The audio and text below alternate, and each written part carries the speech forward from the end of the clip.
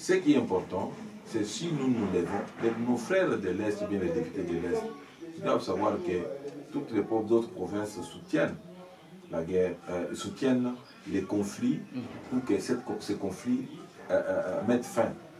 Nous soutenons nos FARDC, nous soutenons nos frères Wazalendo, et si nous tous nous mettons pour mettre fin à la guerre et nous soutenons les dirigeants, je crois que la guerre va prendre fin. Donc, si nous ne le faisons pas, nous n'aurons que des larmes dans nos yeux. La Constitution nous pose problème. Il y a certains qui disent que non, il y a certains articles qui vont bien. Non, mais la Constitution a été l'œuvre de belligérants, faite à Sun City, entourée de Louis Michel et les autres, nous et entourée des Rwandais. Cette fois-ci, nous voulons voir une Constitution confectionnée en RDC, où nous verrons que la présence de nos frères Fayulu et les autres, les sept, tout ce monde-là, en train de mettre leur avis. Moi, je serais content de voir une constitution de cette manière. Peut-être à Mazangungu, peut-être à Mwanda, peut-être à Kinshasa, peut-être à Bandundu, peut-être à Mbujimaï, peut-être à Kananga, Chikapa, Kisangani, à Lubumbashi, au Kolwezi, voilà, ainsi de suite. Si je vois cette constitution-là confectionnée ici chez nous, et je vois que c'est la bonne constitution. Mais si la constitution, vous parlez de notre constitution aussi, de Louis Michel, des belligérants, des gens de l'Afrique du Sud, des Rwandais, des Américains, non, c'est pas. Président du Conseil supérieur de la magistrature, Madame et Messieurs les membres du bureau du Conseil supérieur de la magistrature, honorables députés et sénateurs, Mesdames et Messieurs les membres du gouvernement, Monsieur le Président du Conseil économique et social, Messieurs les membres des institutions d'appui à la démocratie, Mesdames et Messieurs les membres du corps diplomatique et représentants des organisations internationales accréditées en République démocratique du Congo, Monsieur le bâtonnier de l'Ordre national des avocats, Mesdames et Messieurs les représentants du système judiciaire en vos titres et qualités respectifs, distingués invités, Mesdames et Messieurs, c'est avec une profonde solennité et un immense sentiment de responsabilité que je me tiens devant vous aujourd'hui à l'occasion de l'ouverture des États généraux de la justice en République démocratique du Congo. Cet événement crucial nous offre l'opportunité de scruter avec lucidité et honnêteté l'état de notre système judiciaire, d'identifier les défis qui entravent son fonctionnement et de tracer ensemble les voies de sa renaissance. Ma présence en ce lieu n'est pas un simple acte protocolaire destiné à être inscrit dans les lettres de noblesse du ministère de la Justice. Elle est plutôt le symbole de mon engagement ferme de restaurer la justice de notre pays.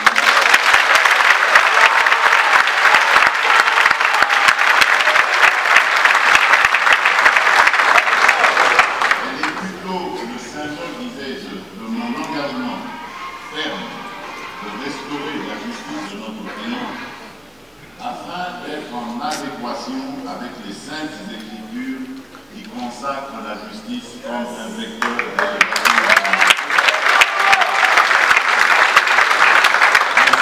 Il est écrit dans Proverbe 14, verset 34, la justice est la volonté.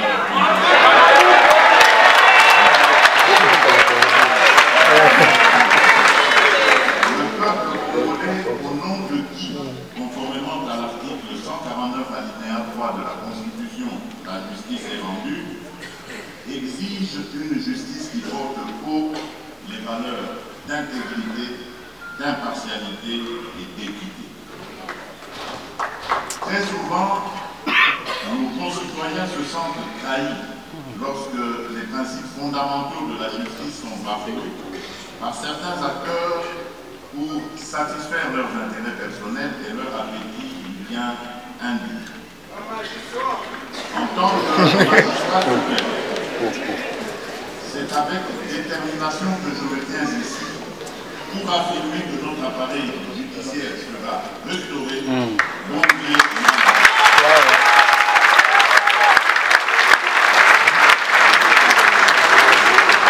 Un minimum de volonté de nous tous suffit pour que nous ayons un appareil judiciaire fort, exempt de dysfonctionnement et de divers maux qui le rongent pour ainsi redevenir un sanctuaire où nul n'est au-dessus de la loi et où chaque citoyen, riche ou modeste, trouvera la part qui lui est due dans la distribution de la justice.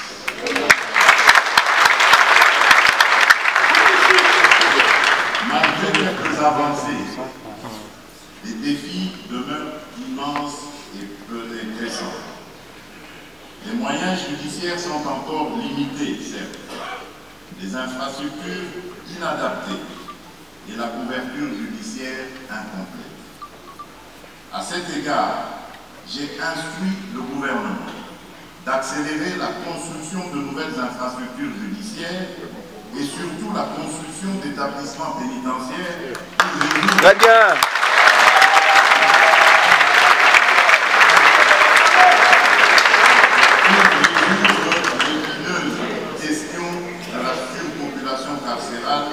à laquelle nous faisons face actuellement. J'attache du prix à cette question. Mais au-delà des moyens matériels, il est des antivaleurs plusieurs fois décriées et qu'il faut à tout prix éradiquer. Il s'agit principalement de la corruption et de l'impunité. Ces antivaleurs qui minent la mission et trahissent le devoir de la justice appellent obligatoirement une thérapie de choc, comme l'a dit le ministre d'État. Exactement.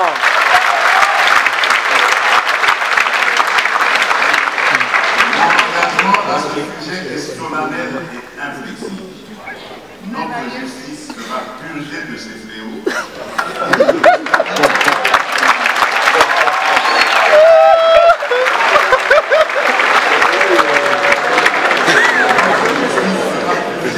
Ah voilà.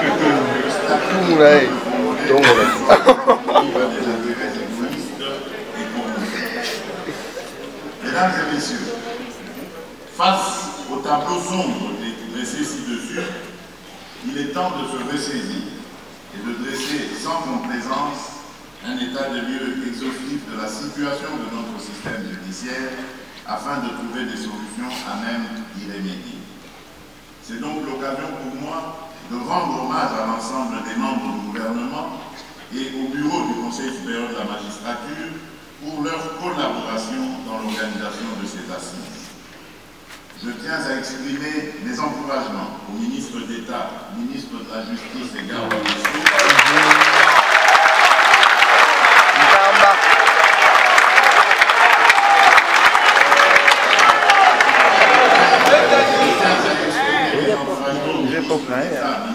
Justice et garde des Sceaux, pour cette initiative d'organiser pour une énième fois les États généraux de la justice après ceux organisés en 2015. Je formule le vœu que ces assises ne soient pas un rassemblement en plus, mais plutôt avec un plus, et qui se démarque par la qualité et le pragmatisme des recommandations qui en découlent. À ce propos, le but n'est pas de remettre en cause les conclusions et recommandations de celles de 2015, mais de procéder entre autres à l'évaluation du niveau de leur mise en œuvre, tout en proposant des actions concrètes à compter ensemble avec celles qui seront issues de cette deuxième édition. Aussi, ce moment me paraît indiqué, comme je l'avais déjà préconisé lors de la deuxième réunion ordinaire et de la première réunion extraordinaire du Conseil des ministres, tenue respectivement le 21 juin et le 9 septembre 2024, de peaufiner davantage la réflexion sur la mise en place d'un parquet financier ayant pour mission de poursuivre de manière spécifique les infractions de détournement des deniers publics,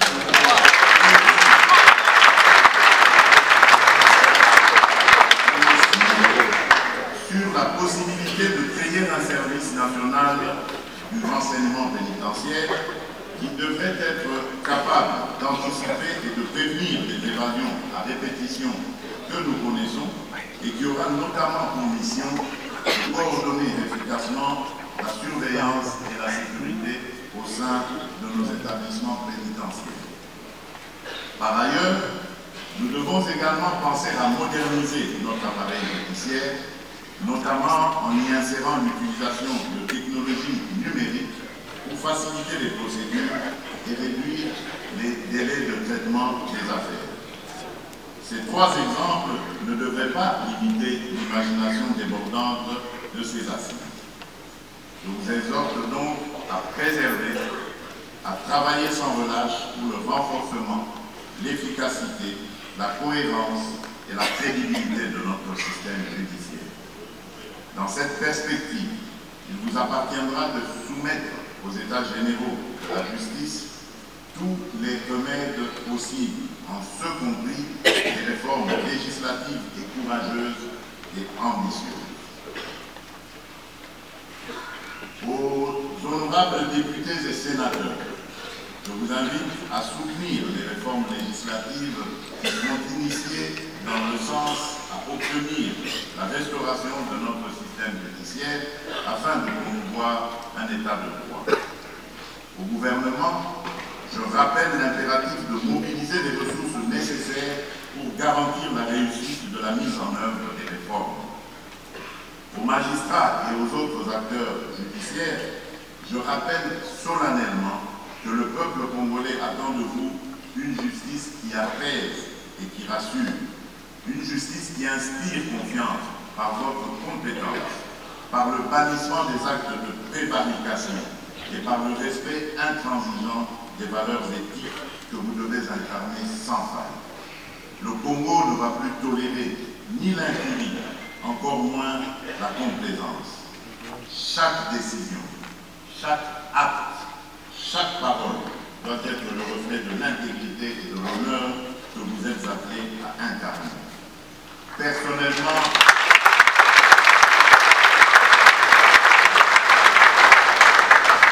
Personnellement, je crois en vous et que, loin d'être la risée de la société, vous pouvez encore donner le goût de ce noble métier à nos enfants pour qu'ils aspirent à devenir des magistrats et à appartenir à votre corps d'élite. La nation vous observe et sachez que tout manquement, toute défaillance, tout compromis avec la probité et la droiture sera désormais sanctionné.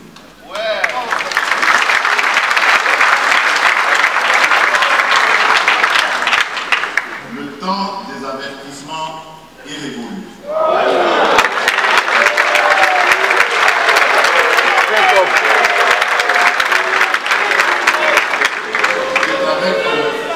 C'est avec une fermeté sans concession que seront prises les mesures nécessaires pour extirper des rangs de la justice ceux qui trahiraient leur mission.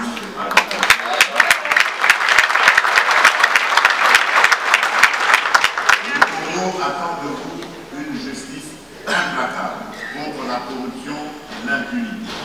Une justice qui ne recule devant aucune pression, devant aucun intérêt autre que celui de la vérité et du droit.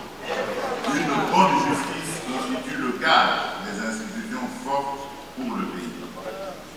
À nos partenaires, je réitère notre gratitude pour votre soutien constant et indéfectible.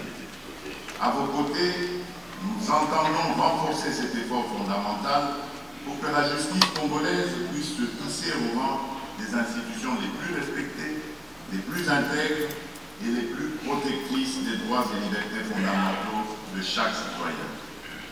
Aux acteurs du secteur privé, par ces états généraux, je voudrais que vous trouviez la volonté ferme d'assainir l'environnement des affaires afin que le partenariat avec l'État soit dans le respect des règles.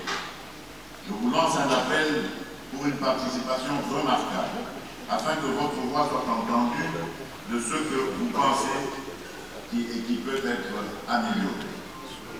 J'ai conscience du rôle et de la place du secteur privé dans le relèvement de notre pays. Ce que je recommande aussi est cette sincérité dans les rapports avec l'administration publique. Mesdames et messieurs, distingués invités, la tâche qui nous attend est immense. Mais l'histoire nous enseigne que seules les entreprises portées par une vision claire, une détermination sans faille et une volonté de faire survivent aux épreuves du temps. Ces états généraux doivent être le socle d'une justice digne, respectée et respectueuse des droits de chaque citoyen. Je vous exhorte donc à formuler des recommandations concrètes et applicables pour que toute réforme qui sera préconisée ne demeure pas un rêve lointain, mais devienne une réalité. En terminant mon allocution de ce jour, je nous rappelle encore ce que disent les Saintes Écritures dans Psaume 106, verset 3, je cite. Siona. Observe la loi qui pratique la justice en tout temps.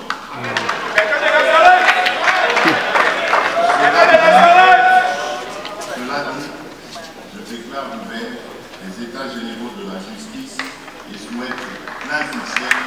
D'accord.